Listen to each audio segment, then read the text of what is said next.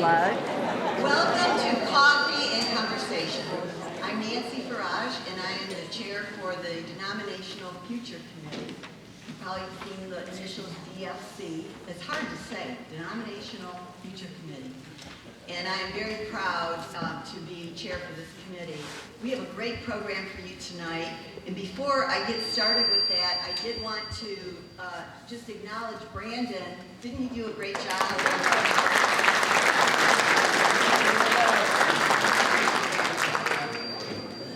So we're here tonight. I'm very excited because we have Dr.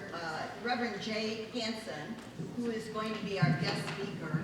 And when we were looking at how to set this program up, we wanted to make it very informal. As you can see, we've got some chairs up here, and Maria and Reverend Hansen are going to be exchanging conversation.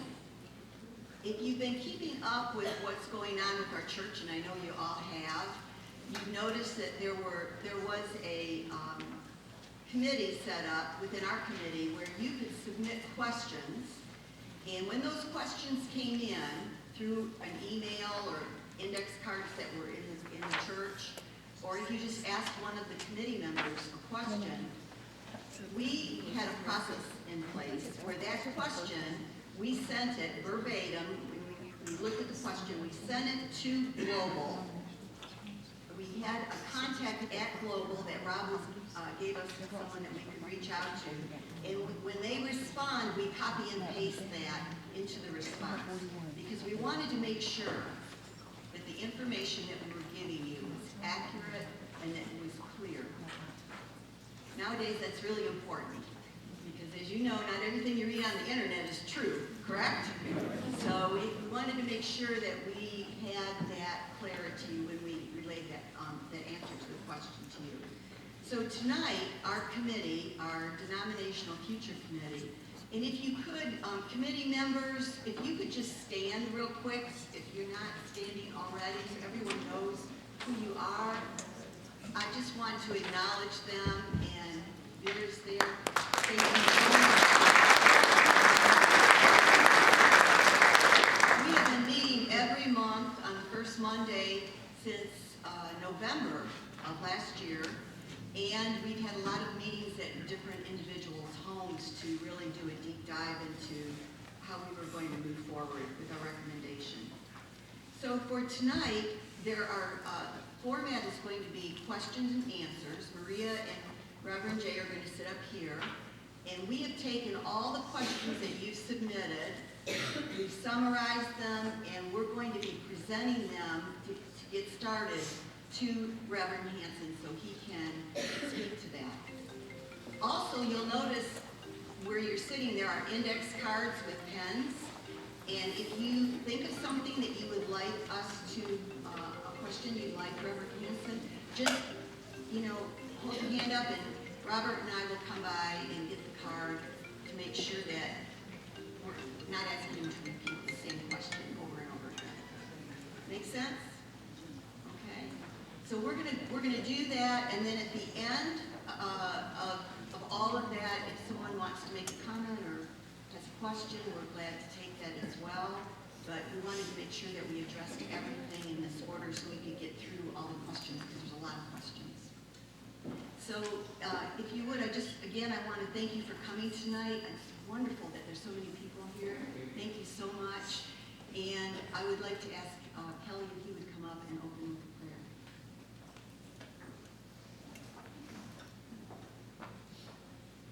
Thank you, Nancy. And before I lead us in a prayer, I want to personally thank Nancy for all the work she's done. Many of you are aware of just what's involved in the process of herding cats, and she's done a great job. Thank you so much. Now, if you bow your heads with me, please.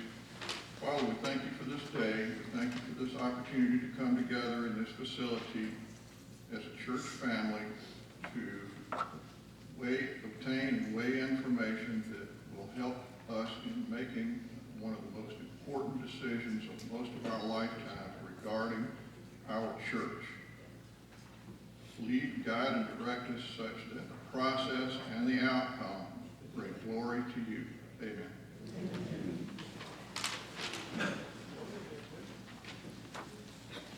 It's not consonants when they're talking.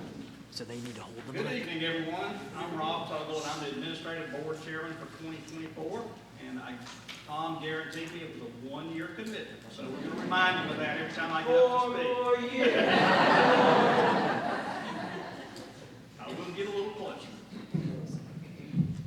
How about that? Everybody here? Well, this is a great crowd, and we're so glad you're all out here tonight. This has been a beautiful spring day, and this is a great way to end it. We are very fortunate to have this building to meet in, these great facilities of this church. This church was founded in 1826. That means we're almost 200 years old. In 2 years, we will celebrate that anniversary. And I realized when I was preparing for tonight that this year will mark the 61st anniversary of my christening at the altar in the sanctuary across the street. And the funny part of that is that I think of myself as still being young, and then I realize that, well, that's almost a third of 200 years, and that made me feel a little bit old. But I was asked to get up tonight and speak on the state of the United Methodist Church. And then as I got more emails from Nancy and Maria, it kind of compounded from that. So y'all bear with me. And today is March 11th, 2024. And the state of the United Methodist Church, unfortunately, is very similar to the politics in the United States. There are the progressive side of the United Methodist Church, and there's the traditional side of the United Methodist Church. And as everyone knows, this church is very conservative and very traditionalist, and that's what's led us to this church. As the years have gone by since we joined this church, the United Methodist, in the late 1960s, because we have not always been United Methodist. This church has been several versions of Methodism, and we actually became United Methodist in the late 1960s. And during that time period, since the late 1960s, the church, the United Methodist Church, as well as other denominations, have had to deal with the very difficult subject of human sexuality. Not an easy subject to get up here and talk about, but it's one of the pillars of why we're here tonight. Over the years, it's come up at each general conference, and the primary issues are whether to ordain gay preachers or whether to perform same-sex marriages within the church. And every year it's been defeated. And I remember talking to Brad Brady when he was here, and he opened my eyes that what was preventing that, or one of the things that's preventing that, are the United Methodist churches in Africa. They're more conservative than the United Methodist churches in the United States. And so they have preserved that. But what's happened is that continues to come up, and it's on the agenda for the General Conference in April. And so it's going to continue to come up until it passes, and there's probably a really good chance it's going to pass this year, and if not, the next one. And I'll tell you some reasons for that in a few minutes. Unfortunately, there are some general conferences out there already allowing gay preachers in the pulpits. There's already same-sex weddings going on, in spite of that being contrary to the Book of Discipline. And there's been nobody to step forward and stop that. They've not enforced their own rules, and what that's caused is a divide within the United Methodist Church by making the ones that are abiding by the Book of Discipline seem like that nobody else cares about what that Book of Discipline means. And I think there's very little chance that we go back to the traditional ways. And the United Methodist Church tried to deal with this in 2019 when they enacted the disaffiliation. And the disaffiliation was basically something that said that if you don't agree with the United Methodist Church stance on human sexuality, this is your chance to leave. I think the reasoning behind that, the thought behind it, was that the more progressive and liberal churches would take this as an out and move on. But that's not what happened. What's happened is the more conservative traditionalist churches are the ones that left. Since 2019, 25% of the United Methodist churches in the United States have left. in the South Georgia Conference, which we're a part of, and which has been an island and an oasis for us of traditional values, 60% of the South Georgia churches have left, and more are in the same process that we're in. So where does that leave the South Georgia Conference and the United Methodist Church as a whole in the United States? Well, if the conservative churches have left, then that means the pendulum is tilting more toward the progressive churches. It also means that in the South Georgia Conference, if that many churches have left, what is the ability of the South Georgia Conference to continue as we knew it? And I think that is probably a very slim chance that it continues as it is with so few churches. It's going to be a financial burden, and it's going to most likely result in the South Georgia Conference being combined in some portion, some form or fashion with other conferences, which means if the conservative churches have left, then it's going to be a more progressive conference that you're a part of. The other thing about so many churches leaving that's going to be an issue if we remain United Methodist is our next appointment of a preacher. You know, we got very lucky this time with Tom, and he has fit in excellently with this congregation. But the next time, if the pendulum is tilted toward more progressive churches and the conservative churches have left, what are we going to get next time? Are we going to get somebody that's much more progressive? The likelihood is large that that's going to happen. I had to make some notes because I kept getting so many things added to this thing every time. I do want to make this very clear, that this is not about excluding members to our church. We welcome everybody, and so this has nothing to do with excluding members of our church. And how did our church respond to this process? Well, in 2023, the church formed a discovery team to look into what's going on with the United Methodist Church. The discovery team was made up of a large number of people, a large cross-section of the church. They got together and they came up with a program to get that information out to the church members. They held some town hall meetings. They invited guest speakers from each side. We went through that whole process for the first half of last year. Then the administrative board formed the Denominational Future Committee. And they gave them the task of determining, number one, why leave the United Methodist Church? And number two, if we leave, where do we go? Well, the Denominational Future Committee is made up of 15 people. And they're a cross-section of the church. They got people as young as Bob Messer. They got people as old as Kelly Hillis. They've got people as smart as Robert Jones. And then they put me on there to offset that. And God smiled on us when he put Nancy Farage on that committee and named her chairman, because she has done an excellent job.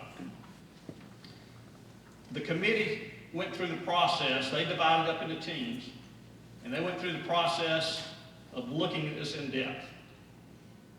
And I'll touch on a couple of the reasons that they said why we should go. Failure to enforce the Book of Discipline by the United Methodist Church. Movement of the U.S. United Methodist Church away from the traditionalist views. Control of our property. And some of you may not know this, but we own our property and the facilities here. But we own it and we hold it in trust for the United Methodist Church. Which means that we can't do with our property what we want to without the permission of the United Methodist Church.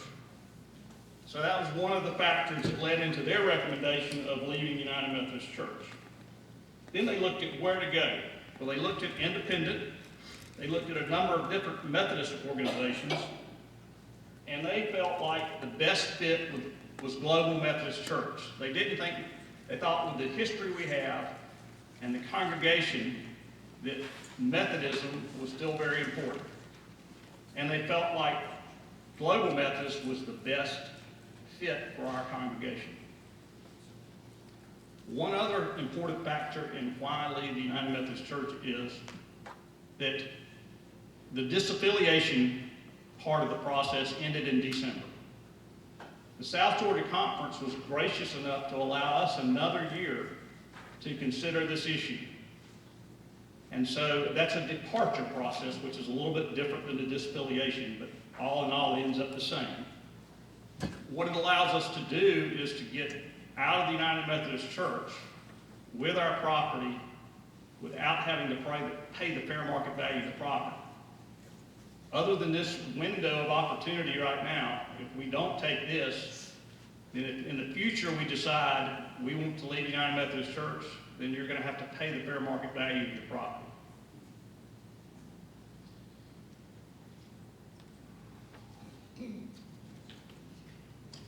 And in January, the Denominational Future Committee met with the administrative board.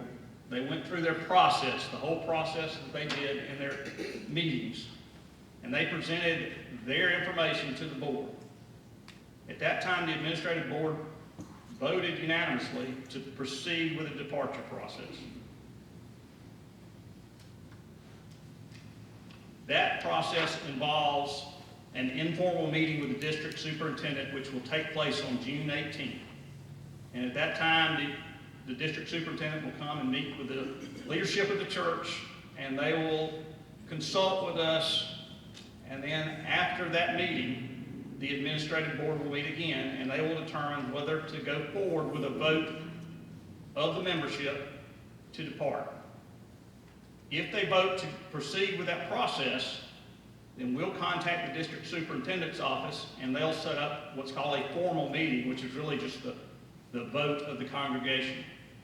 That vote has to take place before July 31st of this year. So if we meet on June 18th for the informal meeting, then we can schedule the next day, if the administrative board votes, to begin the departure process and contact the district superintendent's office to schedule the vote. Keep in mind that we have to provide notification to all the members, so that's about a 2-week window after the administrative board votes before we can schedule that meeting. So it will be sometime in July if that happens. So I think I've covered everything that I was asked to cover, but I will leave you with 3 things. Number 1 is I encourage each one of you to take advantage of the information the Denominational Future Committee has put together. It's online on the church website. And if you go to the church office, they'll print it out for you if you prefer that. And please look, study, get your own materials, but there's a wealth of information on the church website. Secondly, I would ask you to pray for this church and pray for the leadership as we go through this process. That's very important. And then the third thing I'm going to do, Chrissy, are you here? I don't know if y'all still do this, but I learned this when I was a boy in this church.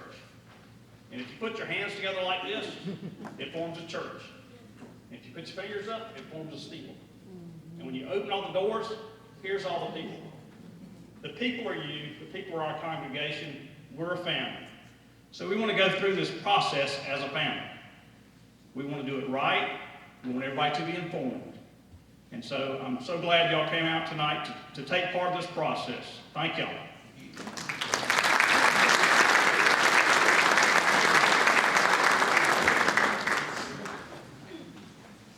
Thank you, Rob. That was pretty thorough. Wow, what a crowd we got here tonight, and we got a speaker here that, when I found out who it was, we go back a long way. We were actually, we lived on the same hall in the dormitory one year, and next year we moved into an apartment, and we were suite mates right across the hall from each other, and we lived that way for 2 more years. And we ate together, and we played ball together, we became very good friends. There were about 8 of us there that we all just had a great time and a great experience. And when I found out we were going to be rekindling with Jay Hanson, I got kind of excited about just seeing him again. You know, you miss those relationships. Jay was at UGA, and then he went to Southern and graduated. And then when he was in his 30s, he went back to seminary. And he started a church in 2003, if I'm not mistaken. There were about 7 of them. 7 of them that started this church. And Jay led it, and they came to become one of the 25 fastest growing United Methodist churches in the country. And Jay's father was also a United Methodist pastor. But Jay is now, he and his church have become members of the Global Methodist Church. And Jay is president pro tem of the South Georgia Global Methodist Church. And he's also on the Transitional Leadership Council for the Global Methodist Church. And so if there's anything that you want to know tonight that you still have questions about that the Denominational Future Committee hasn't been able to provide you with, I would say this is probably the best opportunity you'll get to have those questions answered. And so Jay told me to be brief, and so that's going to wind it up for me, and I welcome Jay and Maria.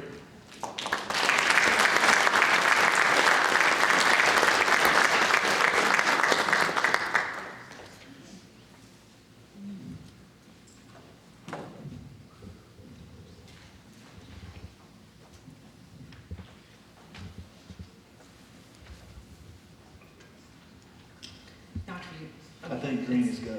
Yeah. Okay, good. Hi, I am Maria Gilbert. I am Maria Gilbert, and I have been a member of this church since 1991. Over the last 30 years, I've had the pleasure of serving on several committees, and most recently, the Denominational Future Committee. It's been a true honor to be here tonight. A mentor of mine said this week to me that no church is one person, that a church is a community, and that community is comprised of lots of individuals, and each of those individuals serves their church in a different way, whether it's from volunteer hours or monetary. There is no difference in that service, and so that has really stuck with me this week as we move forward in this process. That we're all family, we're all a community, and we're excited you're here tonight, and we hope we answer your questions. We do have, just to let you know, the topics we're going to try to cover tonight are the state of global, the trust clause, worship, missions, apportionments, accountability, and staffing. So Reverend Hanson, thank you for being here with us tonight. We are so excited to have you. And if you have questions throughout our process, if you can write it on a card and hold it up, a committee member will come around and get it. We just want to make sure we get to everyone's question and try not to duplicate too much tonight and everything. To start with, could you kind of give us a history of Global? I'll be glad to. Before I do that, I'd say y'all have really done a good job with your process, and I thought you did an excellent job with your presentation. That was good. And I'm so excited to see so many people and all the different ages. This is a great church. Historically, it's been a great church. It's currently a great church, and it's going to be a great church for years to come. I do think how you go through this process is real important. Matter of fact, I think how you go through it is more important than how the outcome. And I think that during the process, it's important for you to listen, get well informed, to be open to listen. But it's also important for you to share your opinions and your thoughts, to give input into it. But ultimately, Christ calls us all to die to self and to lay down our personal preferences and wants and to do what's best for the kingdom. So I do think we have our opinion, and you ought to share that. But when it comes down to the vote, and that was the only thing that I want to make sure you're clear on.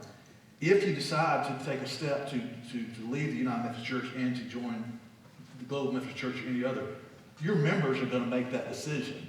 It's going to be brought to you, and you'll make that. And what I find is if people understand the process, they understand who has the authority to make the decision, and they feel heard in the process, they kind of get on board with the outcome, and y'all are doing that. So, good job. Little background to the Global Methodist Church. There was back a couple, and I've been a general conference delegate to multiple general conferences, and the previous one, I don't remember exactly what iteration it was. There became this clear impasse that we realized we're not going to be able to work out our differences. And some of you may remember something called the One Church Plan.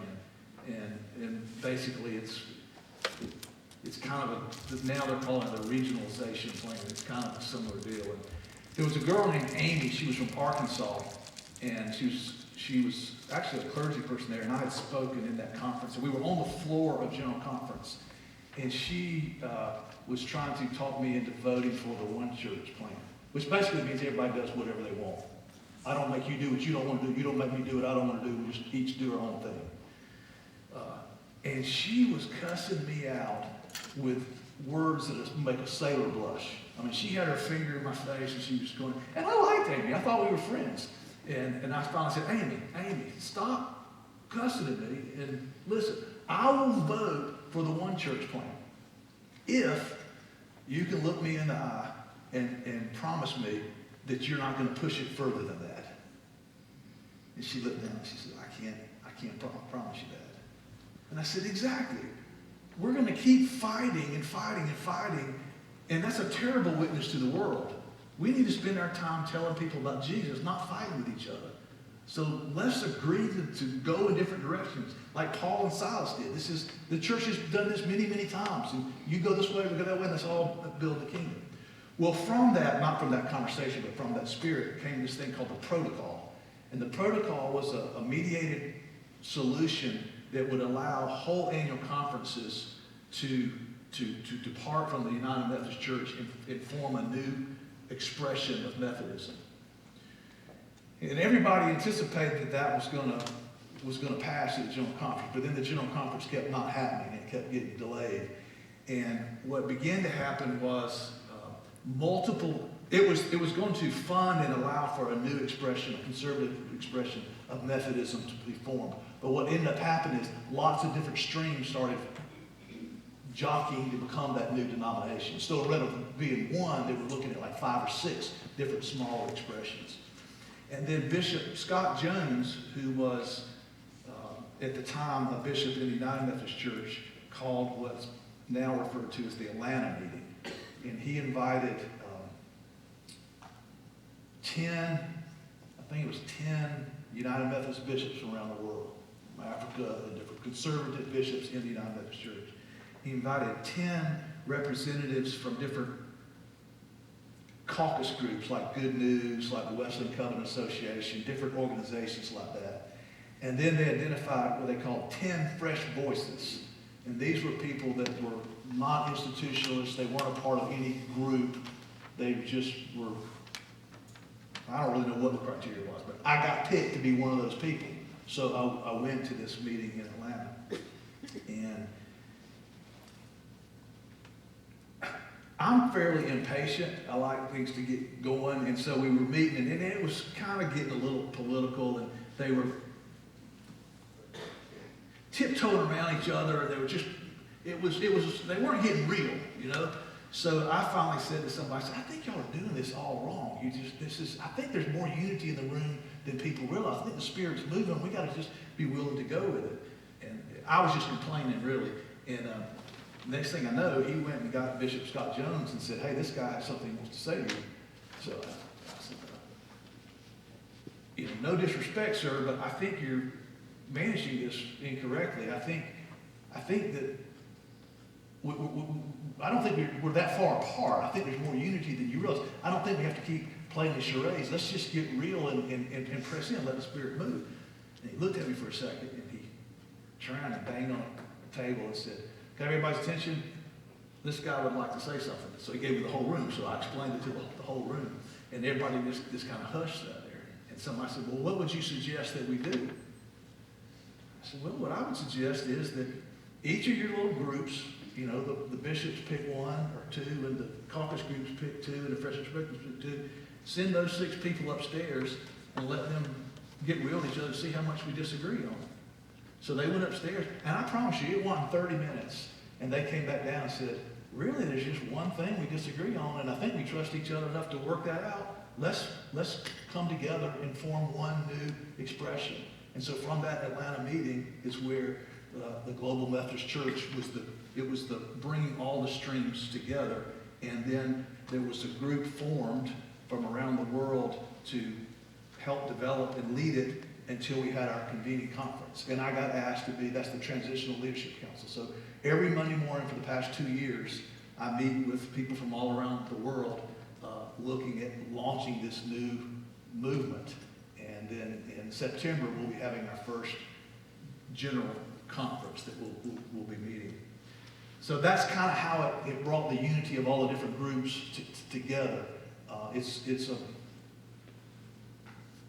a lot of different streams that have come together, and really it was kind of like a Pentecostal moment, not like Pentecost, the outpouring in Acts, where everybody kind of set down their agendas and their egos and said, let's do this together. And it's been, I'll give you one example, okay? So Bishop Jones and Bishop Webb both ended up leaving the United Methodist Church, and they're part of the Global Methodist Church now. We had a meeting, it doesn't really matter what we were talking about, but there was one issue that was unusually, we were unusually divided. The group was pretty evenly split. And we had a vote, and as we were talking, I was reading the room, and I was going, this is going to be really close. This is going to be probably as close as we ever had. And so the vote passed like 8-6. It was real close. And so the point that Bishop Webb and I were making passed. So we won, if you would say so. And they went to the next item. And Bishop Webb said, hang on a minute. I don't feel good about us being this, split on this. This is an important issue. I think we need to go back and talk about this more. If I feel like it's a win, you're probably feeling like it's a lose. Let's keep dealing with this a little bit. So we circle back around, we tweaked it, we changed it, and ended up getting a unanimous vote. And that kind of fresh spirit of God moving and bringing unity is just so refreshing. So that's kind of where the Global Methodist Church came from. Some of the things that I would say that are different, a lot of things about the Global Methodist Church are you'll recognize, they're very much like you experienced in the United Methodist Church. There's a lot of similarities, at least in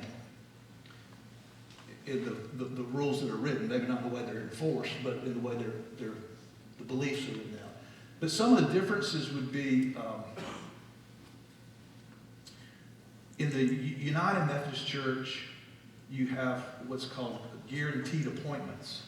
So for like Tom and I, and once you're an ordained elder, you're guaranteed an appointment, which there's lots of great reasons why that was there in existence.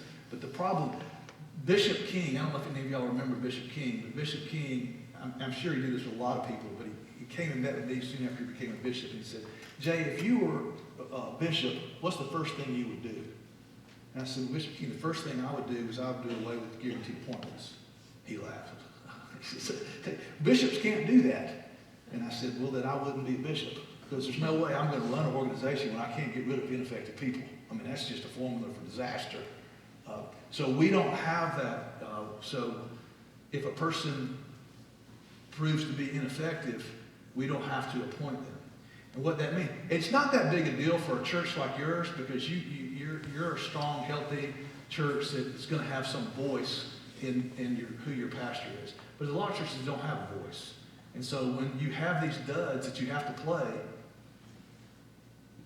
your church is just going to take its time to take somebody that's not that good. Well, that creates all kind of distrust between the local church and the cabinet that appoints them, because they're being sent people but they have to. They don't have any choice. They have to put them someplace, and so they just rotate that around. So the Global Methodist Church doesn't have that, which is, I think, a plus. Another difference is a real paradigm shift to getting back to making it all about the local church. The local church, it's all about the local church. In the United Methodist Church, the basic unit of the church is the annual conference. In the Global Methodist Church, the basic unit of the church is the local church. And everything is directed at empowering and putting resources in the local church. So an example would be in the United Methodist Church, you have apportionments. Apportionments, for those that don't know, is that the general church and all its mission agencies figure out what they want to do. They figure out what that will cost, and then they apportion it to the different churches. So you give this much, you give this, there's a formula that they use to apportion it. The Global Memphis Church flips it around and says, let the churches determine what they can give, and then the general church can figure out what they can do with what the church is able to give. So rather than telling you what you have to do, you don't do that with your members. You don't say you have to pay this. The church figures out what comes in, and then how can you be the best steward of that. So we don't call it apportionments, we call it connectional giving. So connectional giving is, it can go up to 1.5% of your annual income to go to the general church. And that's established by the General Conference. Right now it's 1%. So whatever your income was, not counting missions and facilities, just your operating expenses, you take 1% of that, and that would be your general church giving. The annual conference, each annual conference can set its connectional giving level up to 5%. Okay, 5% would be the maximum. South Georgia has chosen to set ours at 0. So we require no connectional giving from the church to the annual conference to support the ministries. Our philosophy is this: we want to inspire you to give rather than require you to give. And we think that when you require people to give, you rob the blessing of them for being generous. And when you empower the church to make decisions about where they're going to go with their money, they actually will be more generous in giving when they have that freedom. So we want to inspire churches, so we hope that they will give, but you're not required to give anything. And we want that because we want as much money to stay and as much authority to stay in the local church. Another difference along this local church being the priority is we don't have district superintendents. So we have what's called presiding elders. And presiding elders in the United Methodist Church, you have a district superintendent who may be over 100 churches, okay? And our philosophy is this: we don't want to pull our best pastors out of the local church. Why? Because it's all about the local church. So we don't want to pull, Tom, who's a great, gifted pastor, we don't want to pull him out of the local church and put him in a DS and a management role. The United Methodist Church would say, oh, we don't pull our best ones out. And then you go, well, that's even worse if you pull the duds out and put them in. So what we do is we have presiding elders who continue to serve a church, and then they volunteer to shepherd up to 10 to 12 other churches in their area. And it's more of shepherding than it is being like a boss. So we have 13 presiding elders. I think the United Methodist Church has I don't know what it is now, 6 district superintendents or something? Down to 3. So they have 3 over all those. We have 13 because they're just doing a handful of them. Then in addition to that, we have 5 more area presiding elders that sort of assist in that. But all those people serve churches, and none of them are paid. And then I'm the president pro tem. Actually, right now, I'm the president pro tem over the whole state of Georgia. But in a couple of months, North Georgia will spin off and become its own annual conference. Thank you, Lord. And but my job and my calling is to pastor a church. That's what I do. I'm a pastor of a church, but I'm just serving the kingdom by doing this extra role. So apportionments in local church would be another difference. Let me ask you this. So one of the questions that has come to us is that a lot of the smaller churches have left UMC who are not financially stable. Is Global going to be able to assist with those churches? How are those churches going to maintain? So we will not, part of what, we don't, I don't know exactly what your apportionments are in the United Methodist Church, but I'm sure it's more than 0%. So we're not pulling the resources out, so therefore we don't have a lot of resources to fund churches. So if a church is unsustainable, then they have to figure out a different way to go. That might mean, joining in with another church or combining, merging, but we don't believe it serves the kingdom well to keep putting churches on life support that are not really. When I used to work for the United Methodist denomination while I was pastoring church, and I remember that I was in a cabinet meeting one time and they were explaining to me that we have 600 and something churches. And I said, no, we don't. And they said, no, we do. We have 600 and something churches. No, we don't. And they said, what do you mean? I said, you got about 200 churches and about 400 Sunday school classes. That's what you have.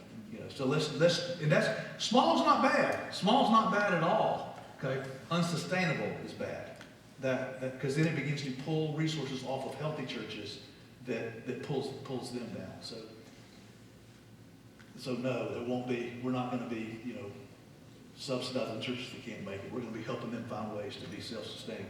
And that's even true globally. So one of the ways that our conference will partner with a conference in Africa probably, and we'll have a relationship with them where we help them financially to get going. But they have 5 years to get sustainable. And we have a plan in order to enter in the partnership, they have to have a 5-year plan of sustainability. It's a good question. What obstacles do you see Global needing to overcome?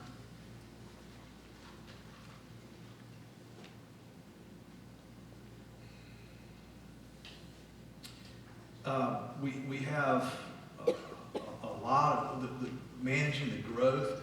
Actually, you know, I was really in favor of the protocol passing. I was telling all the churches and my pastor friends to stay in the United Methodist Church and wait on the protocol to pass.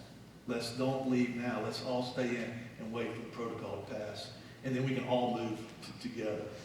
When it became abundantly clear that the protocol was never going to pass, then the decisions reverted to the local church. Then I said, we got to go ahead and move.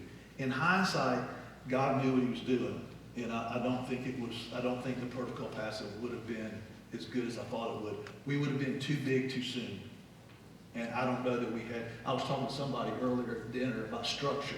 It would have been such a fast, instant growth that we didn't have the structure in place yet, and things hadn't been tried and tested, and it could have caused a catastrophic mistake. So we're going to have to continue to layer in. We always want to have life looking for structure, not structure looking for life. And that can be a little messy, but one of the challenges is to make sure we're bringing in the infrastructure and the structure to support the rapid growth. One of those challenges is we have lots and lots of churches coming in, but we need more pastors. So we've got to really, I was speaking at a church in Augusta, and this guy asked me the question, what are you going to do to get more people to accept the call to ministry? And this, you know, it was a great question, and I was kind of like, oh, that's a good question. And a guy stood up and said, let me answer that question. It's not his job to do that. When was the last time a person in this church answered the call to ministry? I can't remember. We have to do something to help people start hearing that. So one of the challenges is to create a culture of call. So, because we have churches that we need more pastors, and we got to get a streamline, pipeline of people coming in and do that. Let's move to the trust clause. So, explain, a lot of people don't understand what the trust clause is. And I should have highlighted that as one of the major differences. So you've always been able to leave the United Methodist Church. You're never held hostage. They won't let you leave. You just can't leave with assets. So if you leave your funding and your buildings behind. This window is to suspend the trust clause to allow churches to leave with assets. We don't have, this is a big distinctive, and it goes back to the point about putting the priority on the local church. We don't have a trust clause, which means that your church holds title to all property and assets. They're yours. You can do with them whatever you want to. Now, I do think that there's wisdom in the United Methodist check and balance. So sometimes, like one of the things the United Methodist Church will not let you do, you cannot sell off property to pay operating expenses. It's because it's not smart to do that. We don't state that as a law, but it is a good practice to be careful to use up your assets to pay short-term bills. But that's up to you to decide. So if you decide you want to leave the Global Life Church, so if you get in the Global Life Church and you go, you know what, we don't like this, then all you have to do is give notice that you're leaving, and I think it's 60 days notice, 2 months, that you say we're out, and then you can leave. So here's how that plays out. Technically, our appointment of pastors is an appointment system, it's not a call system. It's much more collaborative. I like to say it this way, I don't make appointments, I broker them. So I'm talking to the pastor, I'm talking to the church. I'll give you an example. Well, I won't tell you the town. A town not far from here was the first church that didn't have a pastor and they needed an appointment. So they called me and said, and it's a little tiny town. They said, can you, it's a little tiny town next to a slightly larger town. And they said, can you send us a pastor? And I said, well, let's start praying about it. And so they said, okay. So like within a week, I get a call from a pastor in North Georgia, who's a United Methodist, who wants to get out and become global. And he says, my family's from this other little town right next to it. Do you have anything in that area? And I was like, that's the only church I had, and it was right there where it was going. So I said, actually, I do. So I said, go down there and talk to them, and y'all see what you think. So he called me back, and he said, I love it. It's great. I want to go there. Church PPR chair calls me and says, we love him. He loves us. Can he come? I said, no, I need to talk to his wife. She needs to go, and if she's okay, then we'll make it happen. And if I get her signed, so she signed off, and they're there, and it's going wonderful. So it's that kind of collaborative process. But it technically is an appointment process. So that means technically, just being full disclosure here, if y'all were in the Global Methodist Church, I could technically, and I wouldn't, but whoever is after me could come and say, all right, we're going to take Tom and we're going to appoint him somewhere else. But you could say, here's our 60-day notice, we're leaving the Global Methodist Church. So I can't dictate to you because you have a trump card that anytime you want to play, you can play, which puts all the power in the local church. Now, hopefully, if that was the case, I could make a case for you why Tom needed to go. We can work it out. But I can't just decree it to you because the local church has that kind of control. And that relates to the trust clause, because you can walk anytime you want. There's no cost to get in the Global Methodist Church. It costs 1% right now to be in the Global Methodist Church, and it costs nothing to get out of the Global Methodist Church. Just for your information, my church, when we decided to leave the United Methodist Church, we decided we were having the same discussions that you were. And it really didn't boil down to us, is should we go independent or should we go global? And we wanted to go global for two reasons. One is to go independent, we would have had to develop all types of different legal stuff and structures and bylaws and all that. All that was already prepared in the Global Methodist Church. Plus we're Wesleyan and we're Methodist, so we want to be a part of a connectional system. So for us, what we decided to do was, we call it parking. We parked in the Global Methodist Church for 3 years to go, because we can move in immediately. It's seamless. There's no change to our church whatsoever. It just keeps going, just like it exactly was for our participants. It's seamless. But if we decide we want to get out later, there's no downside. There's no cost to it. We can make that decision at another time. So we can test drive it for free if you would. And we're loving it. It's going great for us. But that's how we made that decision. You touched base on that. So one of the questions that has come to us is like our hymnals. Of course, they have the cross and the flames, and it is my understanding that is something we would have to remove, is the cross and the flames.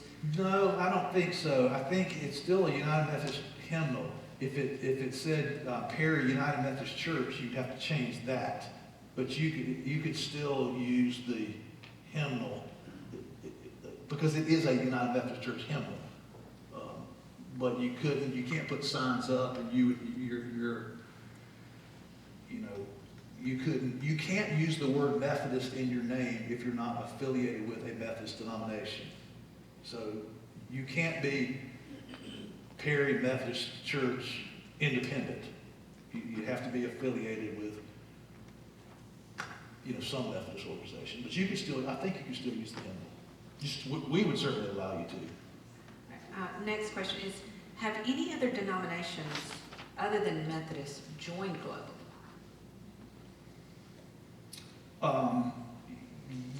Yes, in some other countries, there are Methodists there are Methodist denominations that are out there that are not United Methodists. Like, neither one of these have joined the Global Methodist right now, but Cuba has the Cuban Methodist Church, and maybe it's the Methodist Church of Cuba. Neither one of those are affiliated with the United Methodist, but they're talking to us about joining the Global Methodist. We have some Nazarene churches that are not the whole denomination is not coming, but there are congregations or Individual areas churches. that are joining, and there are probably some others too. Okay. But they're all Wesleyan. They're all Wesleyan in that. In reading the book of discipline of the global church, it is mentioned that the church will follow traditional Hang on, let me cultural. go. So for us, this is another distinction. Okay, so in the Methodist Church, you have a book of discipline. Ours is called the Book of Doctrine and Discipline, which is not just semantics, because doctrine is belief and discipline is behavior. And what we're going, those two need to line up. And that's part of the problem that the United Methodist Church is getting in, is they're not lining up. They're saying this is what we believe, but then this is what they're doing, and that's not lining up. And so that's a big issue for us. It's going, doctrine and discipline, belief and behavior need to align. My church, the congregation I serve, is very young, and their theology is more diverse. They would kind of go, I don't really care what you believe, but I want your walk and your talk to line up. If they don't match, then that really bothers them. They want there to be consistency. So doctrine and discipline, it says what? So the traditional cultural diversity. So does this mean as society changes, then the global's going to change? No, that would not be. We would be the opposite of that. That would be more progressive. Progressive is accommodates and changes with the culture. We would be not conform to this world, but transformed by the renewing of our minds. So we want to hold the line and not let our beliefs change just because the polls do.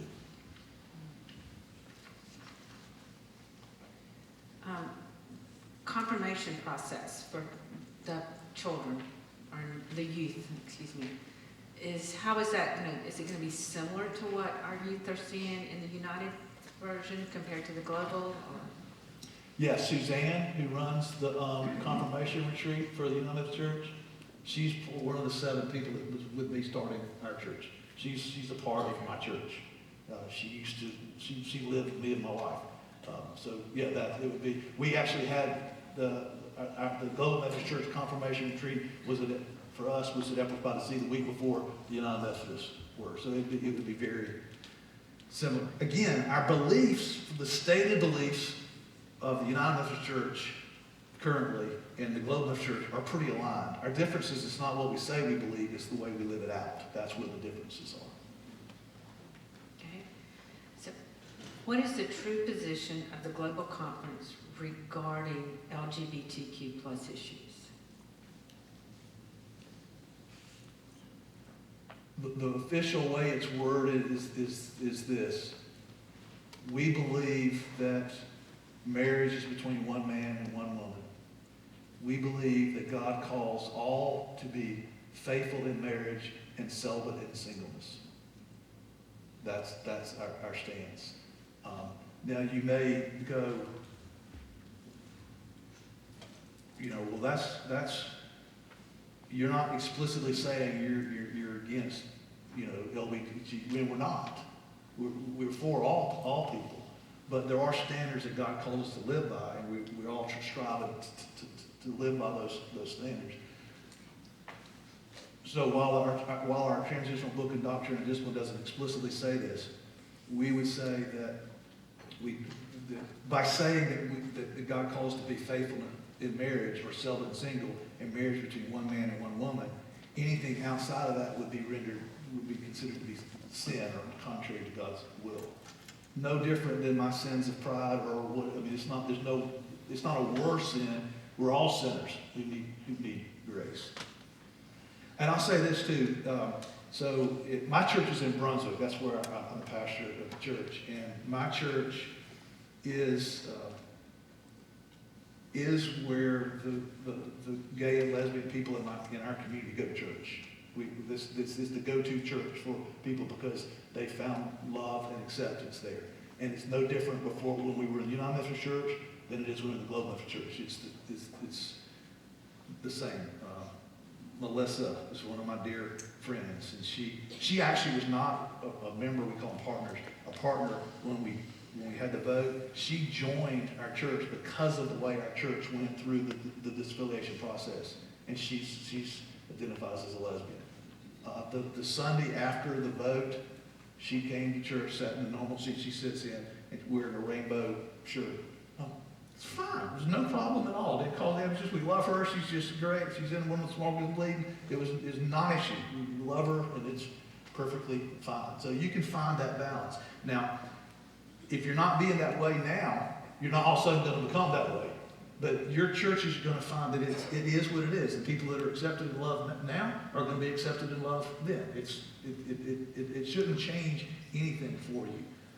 My concern for me was I never had any worry that, particularly my involvement globally with the Global Methodist Church, that people were going to see something about us on CNN and they were going to say that Jay doesn't love them or the chapel doesn't love them. I wasn't worried that anybody in our church, they go, I know Jay, and that's not the case at all. What I was worried about was, what about the people who've never met me? What about people who've never been to my church? Will they ever come if we get stereotyped that way? That was a real concern for me. But it didn't turn out that way because I think because I had such a close relationship with the gay community, the gay people in my community, they told all their friends, no, they love you, come on, you'll be fully accepted and embraced. No, we won't marry her, yeah. Okay. Going into missions, so some of the questions that we've had presented to us is, our church, for example, does a lot with Honduras. Would they still be able to do these things, that kind of stuff?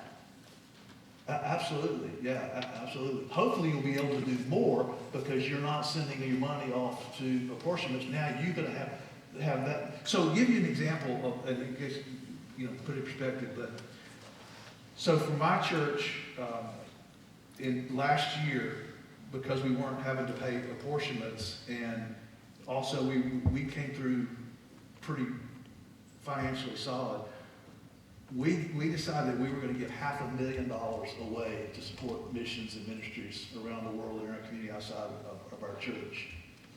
But my church, normally you just stroke a check to apportionments. You don't really have to grapple with.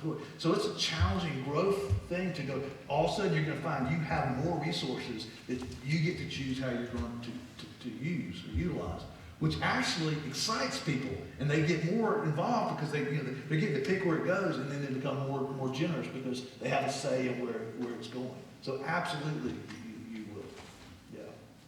So things like the Methodist Children's Home, those type of organizations, we'll be able to support any of those organizations we choose to. Yep. So our church has continued to support the Methodist Home, Empress by the Sea, Magnolia Manor, and none of them have sent my check back. Matter of fact, I get very nice thank you letters. And I think you should. We call them legacy ministries, and I think that they're doing great ministry, and they're welcoming and embracing you to continue to do that and continue to serve. So you should continue to support those, no matter what you decide to do.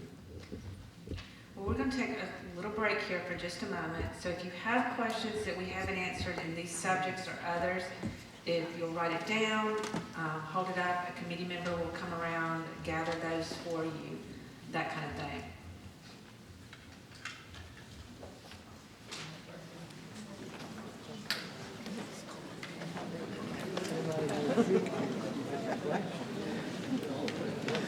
Just a minute to the apportionment of it being 1%. Do you see that that going up as time goes on, or? The general church apportionments are 1%. Do I think it will go up? That's the question? Correct. It could. So I guess I would say my opinion might not matter much. The answer is it could, but it can only go to 1.5%.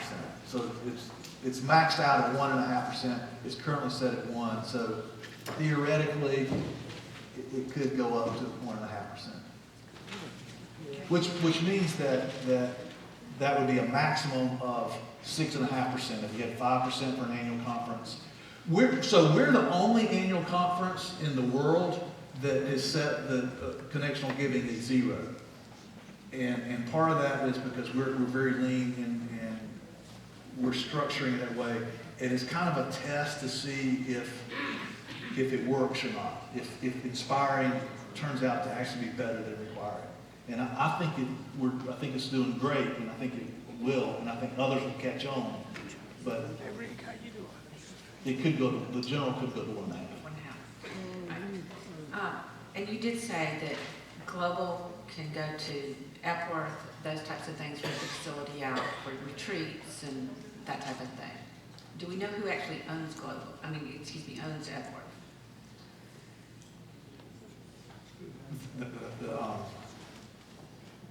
I'm pretty connected with Epworth, and that I would say is being worked out. But yeah, you can absolutely go, and Epworth has actually gotten in a little bit of hot water because they've been, I used to work at Epworth. That's when I got out of college. I went to work at Epworth. And I've lived in Epworth my whole life there. And they've gotten a little bit of hot water because of how friendly they are to the Global Baptist Church. That doesn't mean they're not friendly to the United Methodist Church or the Nazarenes or the United Way. Or they're trying to do business. You know, they're open to everybody as they should be. Okay. And then back to the Honduras thing. So this was from about Methodist Legacy Charities, and the volunteers who coordinate them and their translations a lot of time are hired by the UMC. Are you seeing any issues with global churches participating in those ministries? No. So you probably are going through UMCOR or what is it? Yeah, UMBIM.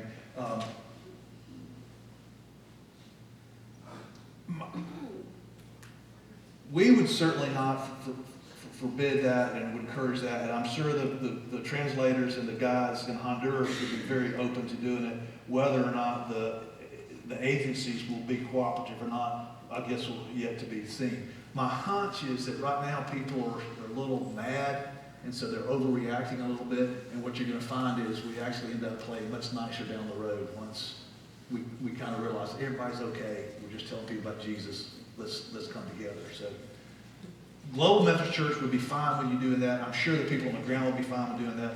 Whether UMCOR or UMBIM would, I think they eventually will. If they're not already, they might already be doing that.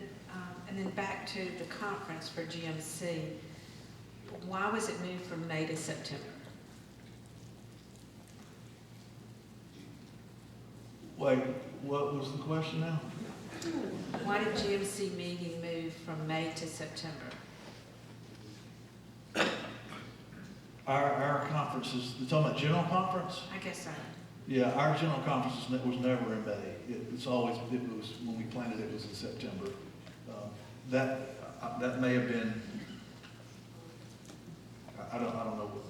It's, the UMC General Conference. So there's two different ones. The UMC will have their General Conference in May in North Carolina. We'll have our General Conference in September in Costa Rica. Some people ask why we did it in Costa Rica. Well, if you remember back, for those of you who are involved, there were several General Conferences that were scheduled to happen that didn't happen. Some of that was attributed to COVID. Some of that was contributed, was said that it was visa issues that people couldn't get. You know, well, if you go to Costa Rica, there's no everybody can get there with no visa problem. So I'm kind of like going, that's actually a very solvable problem if you want to solve it. Which then to me is going, you didn't want to solve the problem. That's why you didn't have one. So that's why we're in Costa Rica. One, it's optics of going, we want to be global, we want to show this is global. But the real underlying reason we chose Costa Rica was because there was no visa barriers, particularly for Africa and other countries to be able to get there. Will this be streamed or televised to be able to watch either during or after? I don't know. It will probably be afterwards. I'm not sure if it will be live streamed or not. That's a good question. I don't know. Okay. So we want to go to accountability because this is obviously a large issue. Wait, Oh, sorry. I think there was another question about representation. Yes, representation at the conference. So similar to the United Methodist Church, if you're in the global, every church in the Global Methodist Church has delegates that go to annual conference. Your elders, and then a lay person for every elder that you have, and your retired clergy. And then there's equalizing lay delegates for the clergy. And then they elect those who will represent them at General Conference. So we elected 20 people, 10 clergy and 10 laity from South Georgia, who will go to Costa Rica to represent our annual conference. So every church doesn't get to pick somebody they're going to send from their church, but they do get to have a voice in voting on who will be the people that go represent them. Okay. As far as accountability, let's discuss that as far as let's start with the bishops, because I know that has been a big issue in United. Yeah, and I thought you did a good job of pointing that out there. This was one of my big issues, is going, because the United Methodist Church has rules, and it has a process of developing the rules, but it doesn't have a mechanism where it's able to enforce them. So then by definition, you don't have rules. You have suggestions, and it results in this chaos. The breakdown in the United Methodist Church is because the system of accountability is regional. In other words, one jurisdiction can't hold another jurisdiction. If the bishops in here do something, these bishops in this other region can't hold them accountable. There's the breakdown. So they can't solve the problem. So our way of doing that is to make global accountability. So a bishop anywhere in the world that does anything that's contrary to our biblical doctrine and discipline can be brought up on charges by any other bishop in the world. So basically, it's like this. Okay, in the hillbillies in the mountains, they have police but they have people who run moonshine too. The problem is all the moonshiners and all the police are cousins. So they're all coming. They get there and they keep going. So we've got to get more people that aren't related or in that same space to hold them accountable. That's how the bishop would be. And then there's a process. They're brought up on charges, and there's like a judicial council that they would be, which the United Methodist Church has. It can't get to that process because you can only do it within jurisdictions. So that's how we solve that. And also, too, it's part of the reason why there has been rule breaking or civil disobedience in the United Methodist Church is because there are people who sincerely believe that what they're doing is right, even though it's contrary to what the United Methodist Church says is right, but they believe it's right, and they have not been able to leave. So their only choice is to break the rules and fight. What we're saying is, you're free to go. If you don't agree with the way we're doing it, don't fight, don't argue, don't break the rules. Go with our blessing and go do whatever it is you feel like you're called to do there, but don't hijack this plane that's going to North Carolina. Just get your own plane and go to South Carolina. So that'll hopefully solve a lot of problems. And as far as clergy, how does the accountability for local clergy work? That's not as big an issue, even in the UMC, except when the top and the bishops go into a different direction, then they don't hold people accountable. So what would happen is, if a pastor did something contrary, let's say they were having an affair on their spouse, then they could be brought up on charges by anybody in their church, by any other elder, or by that bishop. And if they weren't, another bishop from another area could bring that bishop up on charges for not holding that pastor accountable. So you have that checks and balance there. Okay. Oh, let me say another word about this too. So one of the differences is in the United Methodist Church. Well, actually, the United Methodist Church is moving them kind of away from it, but the United Methodist Church historically, in recent years at least, has what's called residential bishops. So South Georgia, we used to share a bishop with North Georgia, and then we got our own bishop, and each annual conference would have its own bishop. Now they're sort of starting to shift, and they're having bishops that are having to share, or conferences that are sharing bishops. By design, in the Global Methodist Church, we don't have residential bishops. What we have is what's called general superintendent bishops. They're non-residential. So right now, there's only 2 bishops in the whole world, Bishop Jones and Bishop Webb. And Bishop Jones is the bishop for South Georgia, but he lives in Texas. And so that's where I come in. So as a president pro tem, I'm like the acting bishop. So that means I have all the responsibilities and duties of bishop without the title or the pay. That's what that means. But it's a way of trying to keep the bureaucracy smaller and be leaner. So when we go to General Conference, it's very likely we will select some more bishops, but every conference won't have its own bishop. They'll share that. Okay. That's not, in the United Methodist Church, they're doing it because of stewardship issues. For us, it's a philosophical decision to do it that way. The next subject we want to talk about is staffing. If we choose to join Global, will we be able to keep our pastors? Yes, and technically it's still a called system, but the intent is to work harder at getting the right pastor in the right situation, thus all the conversations, and get a good match, and then let them stay there. I've been in my church for 20 years and plan on staying there till I retire. So that the hope is, that it's a good match and they can stay as long as it's working. Now, that does require the pastor to mature and grow, because as the church grows and changes, their leadership skills and abilities have to grow with it. And if they're not willing to do that, sometimes their leadership can stunt the growth of a church. And so sometimes it's necessary for the church to be a new pastor. But remember, technically, the conference can come and say we need to move your pastor.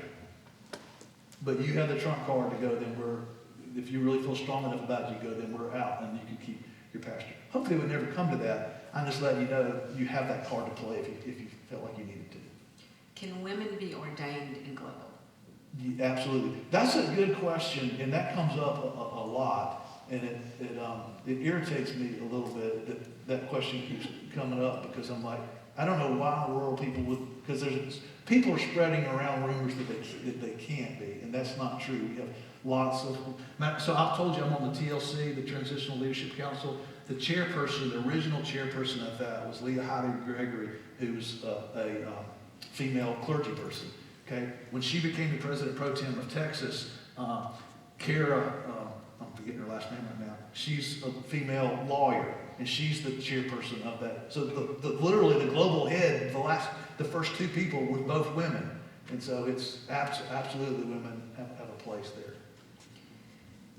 On the other side of the issue, so if a pastor is no longer a good fit for our church, what will be the process? So in the United Methodist Church, you have a staff parish relations committee that meets, and every year they turn in a form that the pastor has to sign and the church has to sign, saying whether or not they want a new pastor. Ours is slightly different. We're going to assume you want to keep your pastor, and we're going to assume the pastor wants to stay unless you let us know otherwise. So the plan is to let them stay there. If it's not going, then the SBR chair or the pastor needs to reach out to me. Actually, there's a form on the web that they can just send in saying we would like to discuss a change. So if there's times when people retire or there needs to be a change, or the situation's going on in the pastor's family life or something that they need to make a shift. So it happens, but we're going to assume they want to stay and you're happy with them, unless you let us know otherwise. And then what would happen is your presiding elder for your area would contact your SPR chair, say, okay, what are you looking for? What do you need? And then they would say, here's some possibilities. And we would talk to the pastor and say, are you interested in this church? And they'd say, yeah, I'm interested. And then we would let you all have a conversation to see if it worked. As far as education for clergy, are there seminaries that Global is recognizing or doesn't recognize?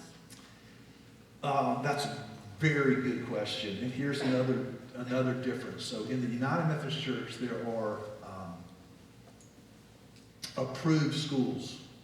Okay, you have to go to one of the approved schools if you go to. So I had a guy, actually I had two guys on my staff who were brilliant, just as sharp as they could be, amazing teachers.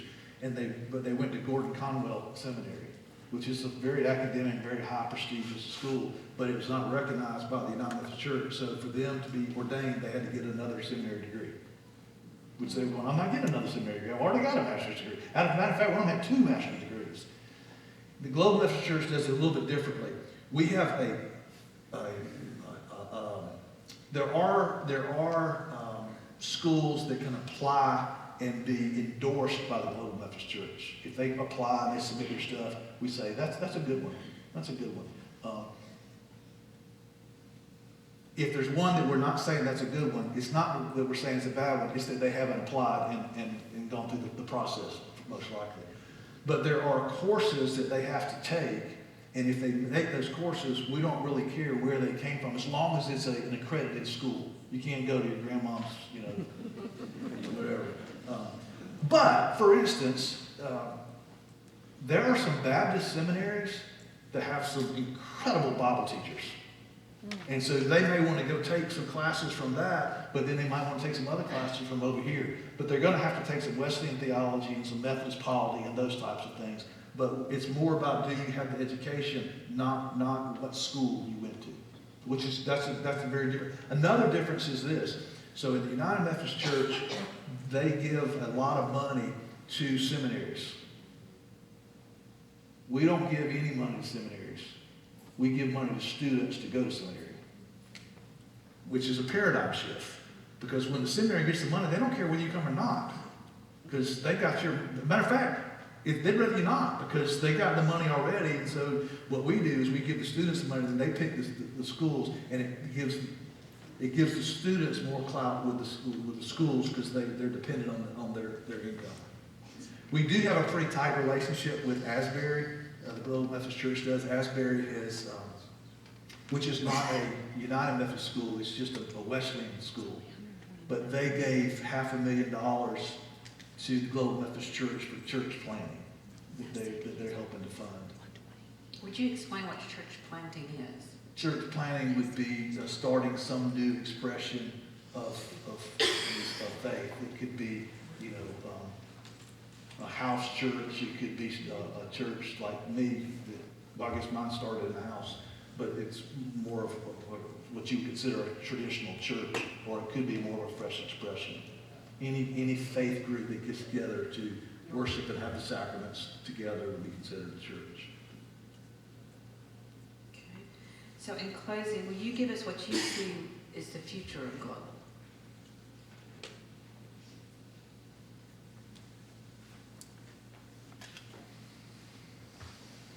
I hope and pray that it will continue to be more movement than institutional.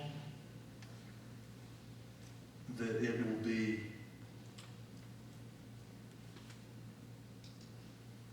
continue to be outward focused, reaching new people, sort of entrepreneurial edge. This kind of goes back to the question earlier about supporting unsustainable churches. We're Methodists. We were riding around on horses, starting churches all over the landscape, and we've lost that pioneer spirit. We've gotten complacent and comfortable. And I hope that we can kind of rekindle that circuit rider mentality that we're, you know, there's a lot of people in our world that don't know Jesus.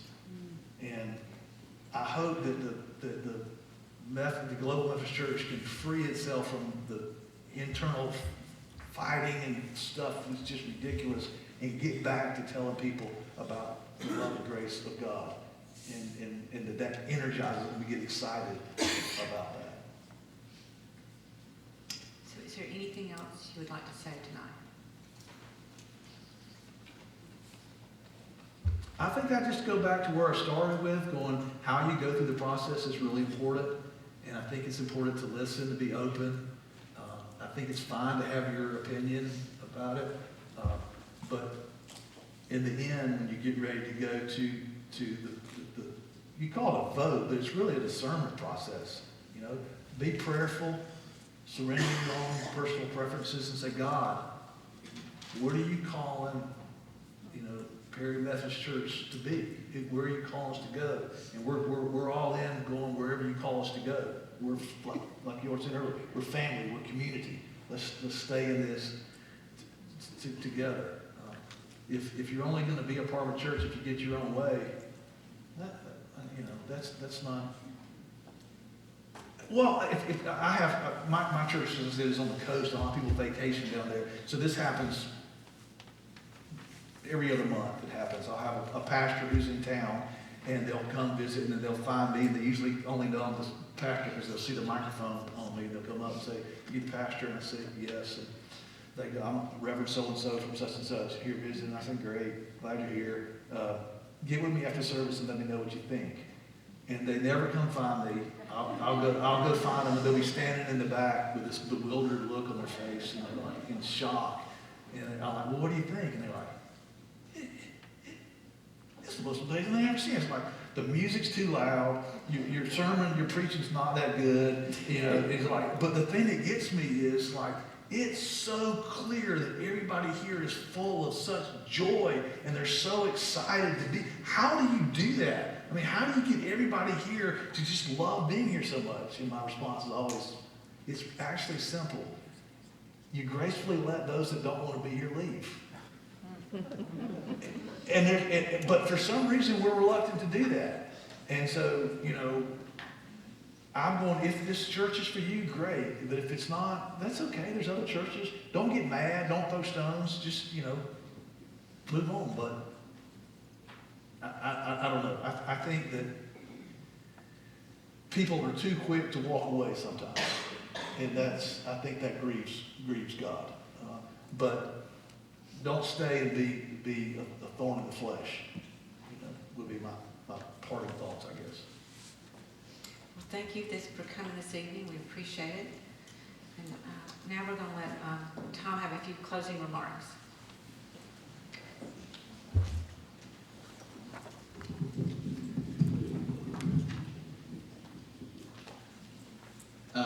Can we just thank Jay and Maria for doing such a phenomenal job?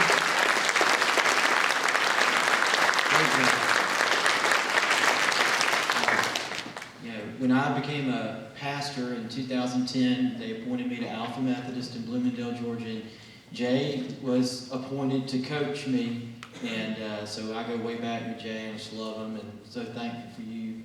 And so, you know, I'm really grateful for everything you've said tonight. You know, I've said the same things over and over, and I feel bad that if it sounds like a broken record, okay? But I want you to know this is where I'm at. I love this church. I agree with Jay. How we get through this is as important as anything, and I admire how you're going through this. You know, St. Augustine said, disunity in the church is always a failure of love. All right? There should not be disunity in the church. If we have Christ, that's hard, though. Unity. So my goal as pastor this whole time is I want this church to stay unified and to get through whatever this is so that we remain unified, and because you're a great church. I think you're a great church, and I want us to stay that way. Unity is not uniformity. uniformity is boring, right? Uniformity is boring. It's not helpful. Jesus does not want all of us to be alike. He doesn't want all of us to think alike, right? And so, what do you mean? Unity is not uniformity, right? We don't all need to agree to have unity. Did you hear me? America needs to hear this, but we need this. Unity is actually where you disagree, and then you put your hands in the middle, and you say, "Go team," and then you hit the field. But you're unified. We don't all agree, but we're unified. All right? And so there may be things we can't agree on, and sometimes those become divisive. But my hope is that we don't lose anybody. I love all of you. This vote is not about whether we love people. Okay? It's not about whether we love people. If we can't love people, I can't be the pastor here, period. I can only serve a church where you welcome everybody, because I am a sinner. And so, if it ever gets to that point, it would break my heart. So, this is not about whether we love people. This is not about whether we believe the Bible. We believe the Bible. We're trying to follow it. This is about choosing the future trajectory of denominations. And as you can tell, it's complicated, right?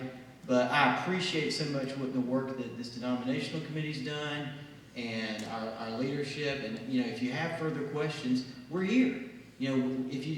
Jay's, he's going to stick around. Okay, he's got to go to bed at some point tonight. Who decided to have this the day after spring forward? That was tired. But he'll hang around. I'll hang around. I mean, you may not have questions for me, but Jay's got tons of answers. Others, Rob, we're happy to try to answer Nancy any questions we can. But we want to get through this together. We might not all get our preference. We might not all agree. But guess what? We don't all agree. We don't all agree on gay marriage in this church. That's a fact. But that's okay. We can still love everybody. We can still welcome everybody. And say, "Go team," and move forward together. But I'm going to hush, I promise. I actually had an old friend of mine call me and said he's struggling with grace. He says, "I get truth, but I don't get grace. I'm all truth and no grace." He meant for himself. He was tortured. And it hit me, John chapter 1, "The Word became flesh and dwelt among us. We have seen His glory, the glory of the Father's only Son, full of grace and truth." The law came through Moses. Grace and truth came through Jesus Christ. We've got to have both. You can't have some truth and some grace. You have to have all truth and all grace. But that's Jesus. And Jesus loved the broken. Jesus loved sinners. And so I want us to remain a church that's just trying to follow Jesus and trying to love the world. And so I think that's all I got. Am I closing in prayer or somebody else closing in prayer? Is Bob? Bob's closing with prayer. All right. Is that the next thing on the agenda? Okay. Can I welcome my friend Bob? My young friend, Bob. Thank you. Let's close with a word of prayer. Heavenly Father, we thank you for this great church and for the almost 2 centuries that it's brought your word to this community. And we just ask that you continue your blessing of this church. Bless each member of the church and lead, guide, and direct us as we move through this very difficult process, and keep us all together. Keep us of one mind. Thank you for Reverend Hanson. We ask you to bless his ministry, bless his efforts in support of the Cold Methodist Church. All these things we ask